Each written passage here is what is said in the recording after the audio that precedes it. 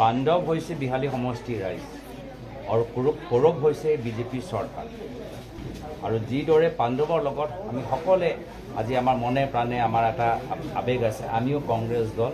বিহালী সমষ্টিৰ ৰাইজৰ লগত আমি তেওঁলোকৰ পিছত থিয় হৈ আছোঁ আৰু এই বিহালী সমষ্টিৰ ৰাইজে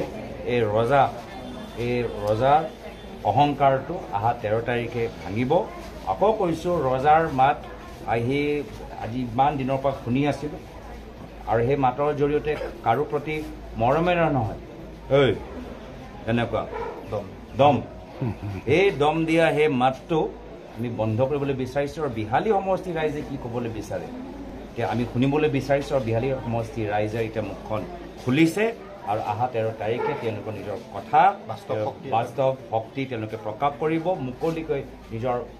ইচ্ছা তেওঁলোকে নিজৰ ভোটৰ জৰিয়তে প্ৰকাশ কৰিব